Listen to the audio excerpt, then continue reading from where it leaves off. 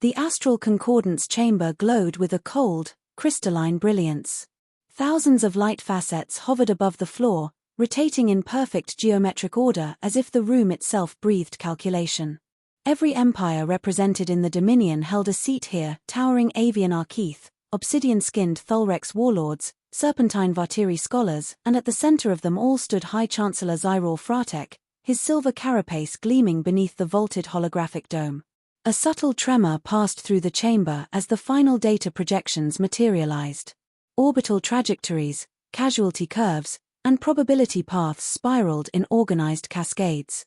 The hologram resolved into a stark prediction: humanity's collapse within 3 hours and 12 minutes. Soft laughter rippled through the delegates. Arrogant, unhurried, certain. Zyrol raised his chin, chitin plates shifting with authority. The species has spirit, I concede that, he said, but spirit is not strategy. Their fleets lack mass, their command structure lacks cohesion, and their innovations, though erratic, lack refinement. The human frontier will fall before they fully grasp the scale of the offensive. Councillor Vexery of the Thulrex clan leaned forward, a low vibration rolling from his chest. Your predictions have not failed us yet, Chancellor. The mammals are bold, yes, but recklessness without wisdom burns quickly. The chamber murmured with agreement. To them, humans were impulsive newcomers, too young, too ambitious, too unpredictable to be taken seriously. A lone dissenting voice, soft yet insistent, cut through. There are anomalies in their recent movements. The speaker, a thin Vartiri analyst named Selka, extended a hand toward an isolated cluster of data points blinking red. Long-range telescopes detected unusual energy signatures in the meridian frontier. Their origin is unclear. Zyrol dismissed the concern with a wave. Experimental attempts. Misguided efforts to compensate for inadequacies. Humans reach beyond their understanding, break their tools, then try again. They are predictable in their desperation. Selka hesitated. Perhaps. But the frequency distortions do not match known propulsion or weapon systems. The readings showed. Noise, Zyrol interrupted. Static from dying colonies. The delegation accepted the explanation. The Dominion's wars had crushed dozens of species, humans were merely another in a long line of stubborn holdouts. Yet Selka's eyes stayed fixed on the swirling anomaly. Something about it disturbed her, an absence of pattern within a universe driven entirely by pattern. Zyrol continued, our simulation models incorporate every known human tactic. They rely on direct engagement, emotional impulse, and frontal defiance. It is admirable in a way, but tragically ineffective. A soft glow expanded across the chamber's dome as tactical projections displayed the Dominion's approaching armada: 18 carriers, 200 assault cruisers, countless interceptors. Their formation advanced through simulated space like a disciplined tide of steel. Once Meridian falls, Zyrol said, Earth loses all logistical support. Their ships will scatter. Their worlds will burn. The resistance will crumble in hours. Councillor Arin of the Arkeith Empire tilted her head, feathers shimmering under refracted light. Will they request surrender? If they value survival, Zyrol replied. Their desperation will lead them to negotiation. But we will decline until total disarmament is guaranteed. And if they do not surrender? Arin asked. Then the Dominion will teach them restraint. Another wave of laughter passed, deeper this time, fueled by the comfort of superiority. Aliens who had ruled for centuries saw no threat in a species that had once struggled to reach its own moon. Selka glanced around the chamber, unsettled by the ease with which they dismissed uncertainty. Chancellor, she said quietly, is there no possibility, however small, that humans have developed something beyond our current data? Their technological leaps often defy linear progression. Zyrol's gaze sharpened. I have studied humanity more than any being in this room. They improvise, they adapt, but they do not innovate with precision. In war, precision is everything. He stepped forward as the hologram magnified Earth and the surrounding colonies. Scars of war marked the human frontier: broken stations, abandoned outposts, shattered patrol fleets. Observe the pattern, he said. Their strength lies solely in stubborn endurance. But endurance cannot stand against overwhelming force. Their end is mathematically inevitable. A few counselors tapped their claws or tendrils in approval. The room's energy grew steady, confident, absolute. Selka looked back at the anomaly one last time. It pulsed irregularly, almost intentionally. She swallowed her unease. And if they attempt something unpredictable? Zyril gave a hollow smile. Then they will only hasten their destruction. The chamber quieted as he activated the final projection. A countdown ticked across the dome, time remaining until the Dominion Armada reached human space. 00:06:41:29. Nearly 7 hours. But to the Council, those hours were mere ceremony. The outcome, in their minds, was already sealed. Let the galaxy witness the fall of the Terran Coalition, Zyril declared. The Dominion does not tolerate defiance. Their fate will be a warning to all who overreach. A deep resonance echoed through the chamber as delegates stamped approval. Every motion carried the weight of imperial certainty. Then, for the first time since the meeting began, the chamber lights flickered. Only once. Barely noticeable. But Selka's head snapped up. "Chancellor, did you see?" "A minor fluctuation," he said. "Ignore it." But the fluctuation was not random. It aligned perfectly with the anomalous energy signature she had warned about. An echo. A pulse. A disruption not of machines, but of time itself. She opened her mouth, then closed it. The Council would not listen. They had already decided the course of history. Zyril raised his arms in triumphant finality. "Prepare the fleet transmission. Our forces advance in 1 hour. The humans will be extinguished by nightfall." Selka whispered, almost inaudible, "or something else entirely may occur." But her warning disappeared beneath the sound of ceremony. Confidence drowned out uncertainty. And in that moment, the Dominion sealed its downfall not through failure of strategy, but failure of imagination. Outside the chamber, beyond the shimmering walls of the Concordance, the anomaly pulsed again. Stronger. Sharper. As if responding to their arrogance. The countdown continued its steady descent, unaware that humanity was about to rewrite every assumption the Dominion had ever held.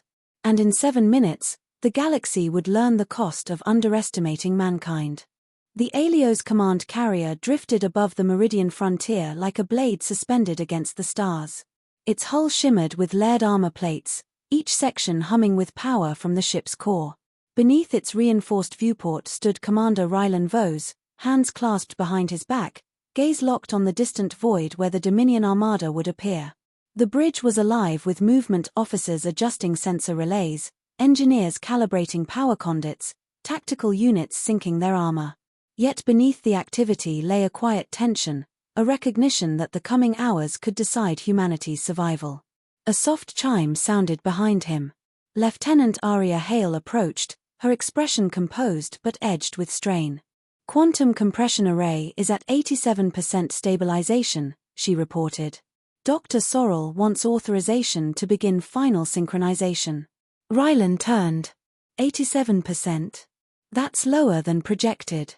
He's recalibrating the time phase lattice. He says it'll hold, but, she hesitated.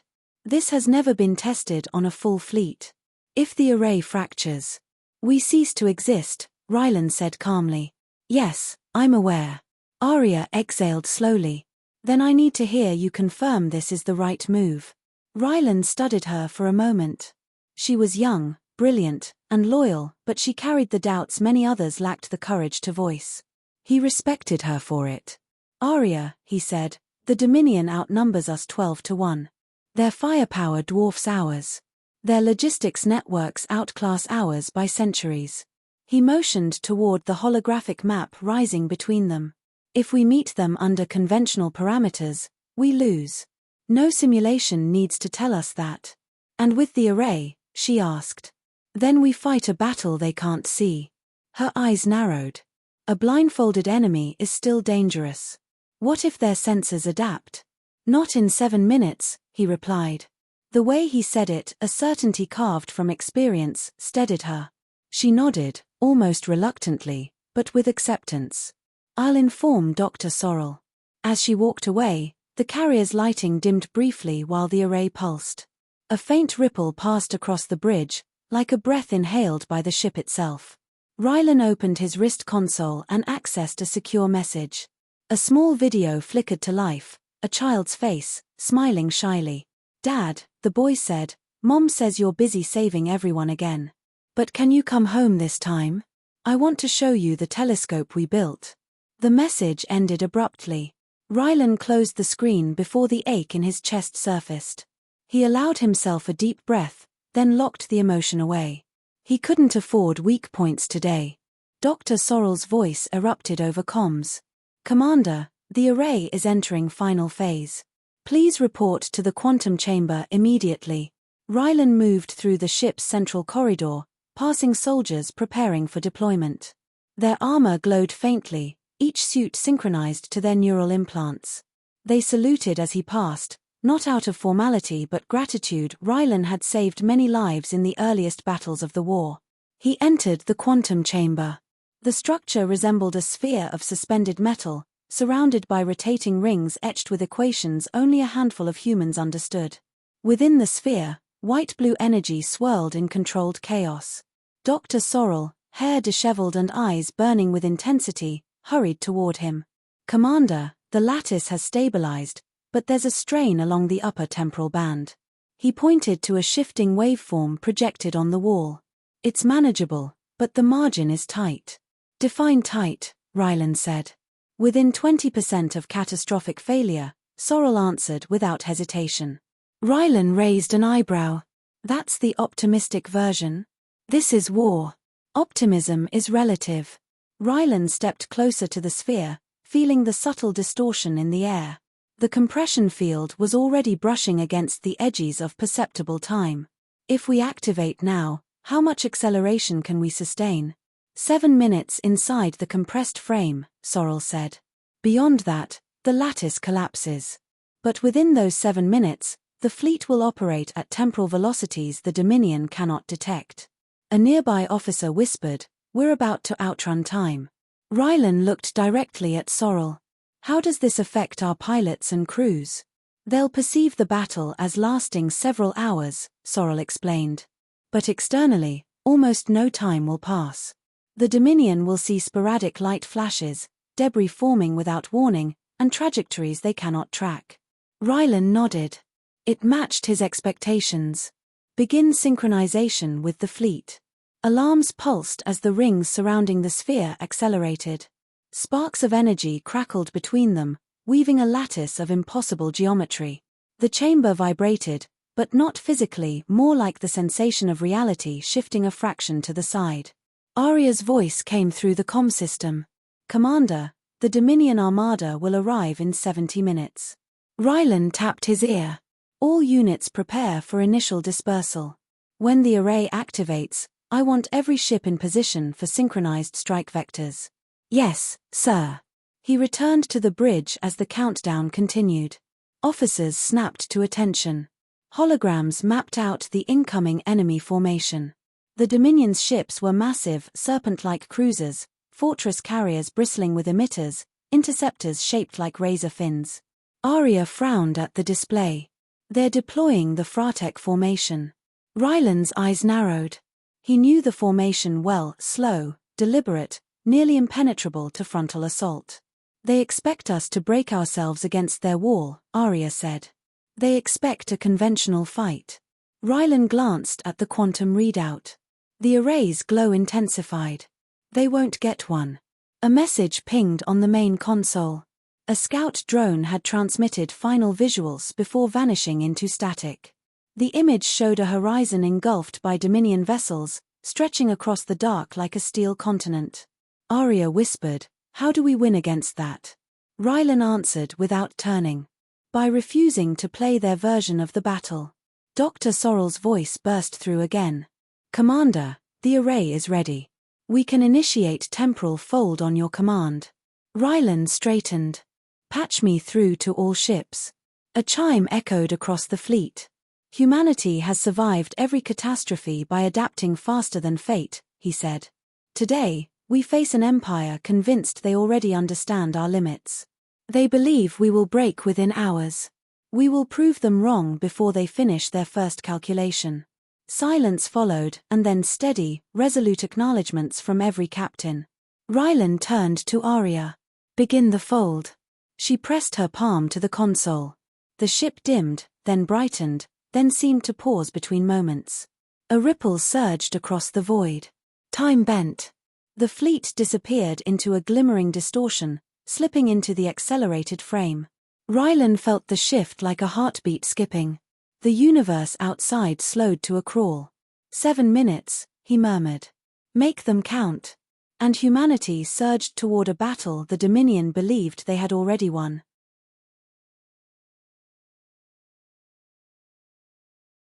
The moment the temporal fold locked into place, the stars outside the Alios carrier stretched into frozen streaks. Every Dominion vessel, thousands strong, hung motionless in the void like a colossal mural. Their engines flickered at glacial speed, their weapons dim, their formations rigid and unaware. Inside the compressed frame, alarms hummed with accelerated sharpness. Rylan felt his pulse quicken, not from fear but from the realization that the battlefield belonged entirely to him now. Temporal velocity is stable, Arya reported, her voice crisp. Dominion sensors are inert. They're frozen at baseline perception. Rylan studied the vast enemy line. Carriers spanning kilometers drifted like drifting monoliths. Interceptor wings hovered mid-turn, wings half-folded. Weapons glowed faintly, trapped between activation cycles. Target priority? Arya asked. Rylan pointed to the tactical map as vectors sharpened.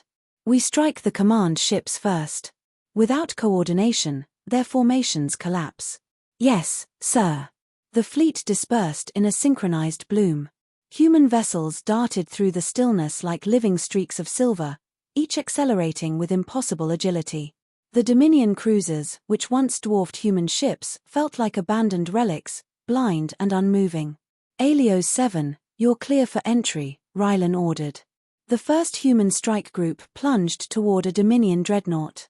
Plasma charges detonated against its temporal frozen hull. In normal conditions, the dreadnought's shields would have flared, rebalanced, and retaliated. Here, they barely flickered before collapsing entirely. The ship shattered along its midline. The explosion expanded at a slow, syrupy crawl, a molten flower blooming in frozen time. Dreadnought neutralized, Arya confirmed. Move to the next, Rylan said. Across the field, every human ship executed maneuvers that defied physics. Fighters circled cruisers 3 times before releasing charges, weaving between lingering debris and the still beams of half-fired weapons. On the Dominion flagship Vraction, High Chancellor Zyrol observed the early moments of the engagement. His tactical displays showed nothing more than faint distortions along the outskirts, small pulses, unexplained sensor scattering. He frowned. Increase visual magnification. What is happening on the forward line? It appears, the officer hesitated, some ships are destabilizing. Destabilizing how? Zyrol demanded. But before the officer could answer, the first coherent transmission reached the Vraction. A distress call from a cruiser, fragmented, panicked. Attacked, unknown speed, shields gone, can't track. Then silence. Back in the compressed frame, Rylan watched another Dominion ship tear apart in slow motion. Status on the Fratek formation's anchor points. Arya zoomed the map. 3 anchors down. 4th is exposed. Then cut the spine, Rylan said. Alios 3, converge on the formation's core. Disable all central carriers. Human cruisers surged toward the heart of the formation. They released coordinated pulse lances that sliced cleanly through the command clusters. Officers aboard those ships would not even know they'd been hit until the temporal fold ended. A voice came from tactical command, enemy formations collapsing. They're losing structural discipline. Of course they are, Rylan said softly. Their strategy requires real-time coordination. We've taken every node. A sudden burst of static hissed across the communications band. Arya looked up. Commander, the Dominion flagship is attempting a high-frequency scan. Let them scan, Rylan replied. They'll only see their final minutes happening too slowly to grasp. Meanwhile, on the Vraction, panic began to simmer. Zyrol watched several cruisers implode at once, their hulls folding inward like crushed paper. His eyes widened as fragmented sensor updates revealed dozens of simultaneous losses. Impossible, he muttered. There was no incoming fire. No approach signatures. A second officer pointed shakily to the display. Chancellor, look at the timestamps. These events occurred within fractions of a second. He stared. Fractions? That cannot. But before he could complete the denial, 3 more ships were wiped from the projection. Back inside the human fold, Rylan gave the next sequence of commands. Prepare for Phase 2 sweeps. Prioritize cruisers with intact reactors. A chorus of confirmations followed. Arya tapped a control node. Commander, I'm detecting localized resistance. One of the Dominion carriers is activating temporal dampeners. They finally noticed, Rylan said. But it's too late. Human bombers descended on the carrier, weaving through half-formed energy fields. They planted compression charges, then peeled away as the hull ruptured in elegant, slow arcs. Arya glanced at the timer. Commander, 2 minutes have passed inside the fold. Maintain momentum, he said. Finish the anchors. In those 2 minutes, nearly a third of the Dominion's frontline had been reduced to drifting wreckage. But the most devastating blow was yet to come. Rylan zoomed in on the Vraction, the flagship, the mind of the Dominion fleet. It remained untouched, a looming giant surrounded by chaos. Its hull glimmered with layered defenses, but those defenses meant nothing if time itself refused to cooperate. Alios 1 to all strike wings, Rylan said. Prepare for coordinated vector on the flagship. We disable leadership before they regain coherence. Arya hesitated. Sir, attacking the flagship carries structural risk to the array. The temporal gradient near its core is erratic. Yes, he answered. Which is why we hit it now. Strike wings aligned. Engines flared. Every vessel locked onto the flagship as the battlefield swirled with frozen carnage. Execute, Rylan ordered. The strike came like lightning. Human ships streaked across the frozen void toward the heart of the Dominion. Pulse lances and compression torpedoes hammered the flagship's shields, rupturing layer after layer. The vessel shuddered at a glacial pace, unable to raise counterfire in the accelerated frame. Inside the Vraction, Zyrol felt the deck tremble. What hit us? No one had an answer. Rylan watched the shield barrier flicker out entirely. The flagship was naked. Disable engines, he said. A single torpedo pierced the propulsion core. The explosion unfolded like a flower blooming in deep water. Inevitable. Chancellor Zyrol, he said, your fleet is finished. You have 7 minutes of destruction to account for. Arya inhaled sharply. The flagship is crippled. Good, Rylan said. But not destroyed. They need to hear us when the fold collapses. He checked the timer. 5 minutes, 12 seconds. Only 2 minutes of compressed time remained. Arya steadied her voice. Commander, they still haven't reacted. They will, he said. When time catches up. Human ships pulled back into safe positions as the array prepared to unwind. The battlefield lay devastated, Dominion giants scattered, their command structure obliterated, their flagship drifting helplessly. Rylan looked out at the frozen stars. Begin fold release. The array pulsed. The universe lurched. Time accelerated back into place. Explosions that had bloomed in slow motion now erupted violently. Carriers tore apart in real speed. The Dominion fleet convulsed in shock as a battle they never fought struck them all at once. On the Vraction, alarms screamed. Officers yelled. Zyrol froze as reports flooded in, loss after loss, overwhelming, incomprehensible. What did they do? He whispered. A transmission pierced the chaos. Rylan's voice. Calm. Controlled. The Dominion flagship, once a symbol of unshakable rule, drifted through the chaotic remains of its shattered armada. Fires crawled across its hull in streaks of molten orange.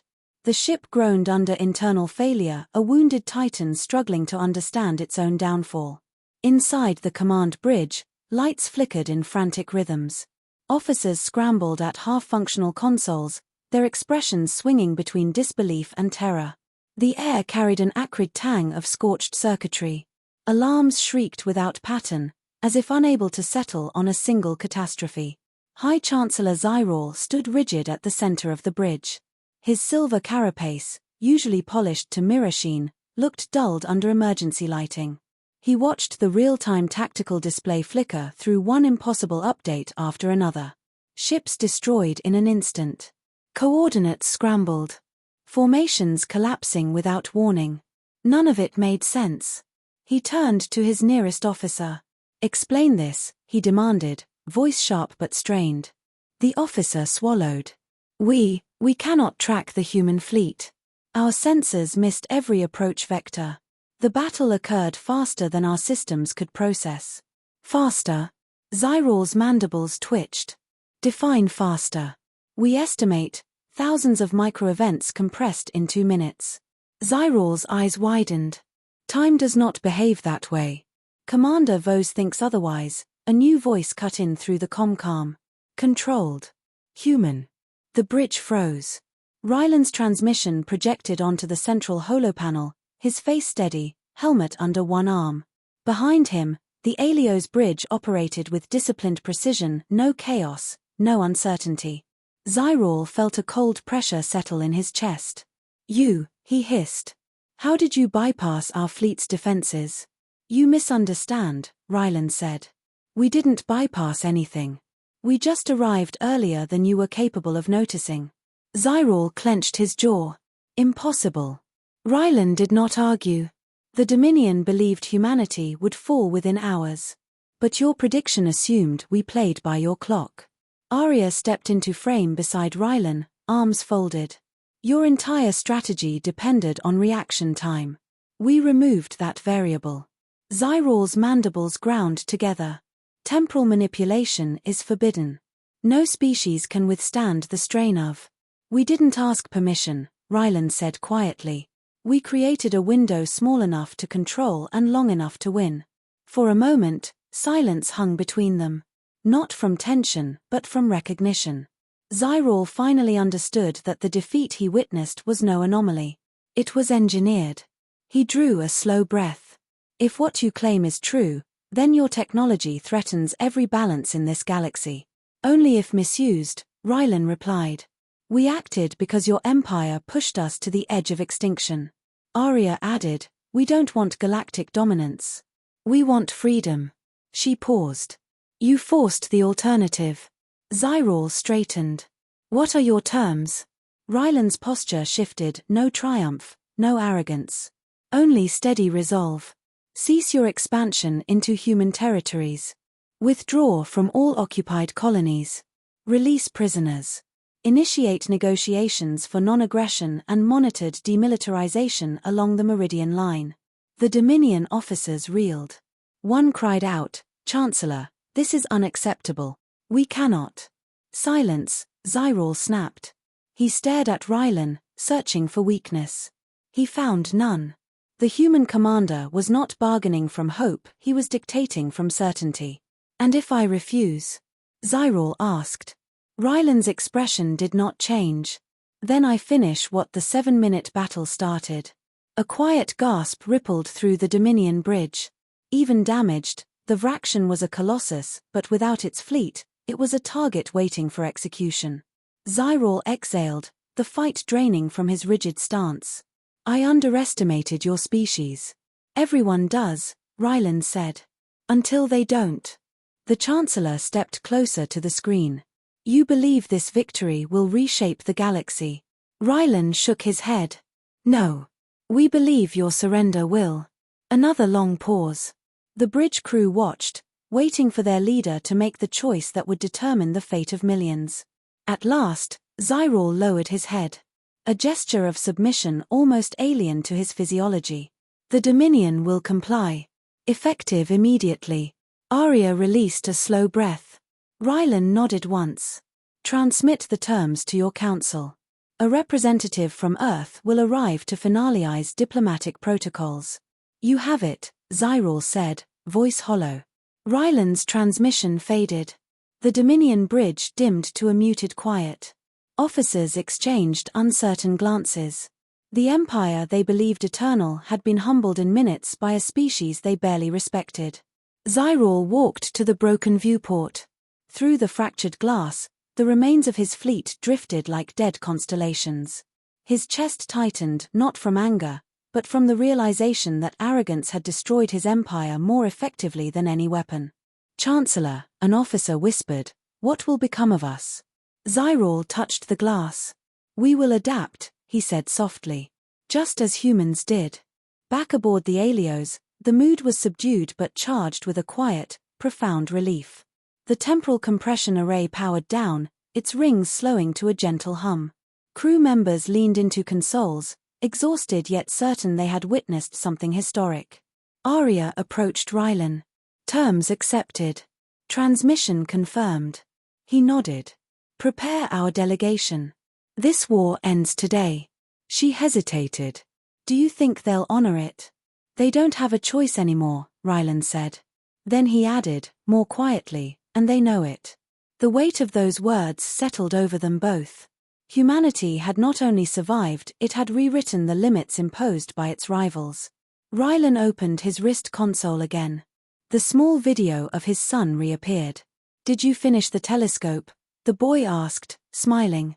You'll see it when you get back. Rylan closed the message. He allowed himself a small, almost unseen smile. Arya caught the expression. Going home? As soon as the paperwork is signed. She grinned. Humanity just broke time itself, and you're worried about paperwork. He shrugged.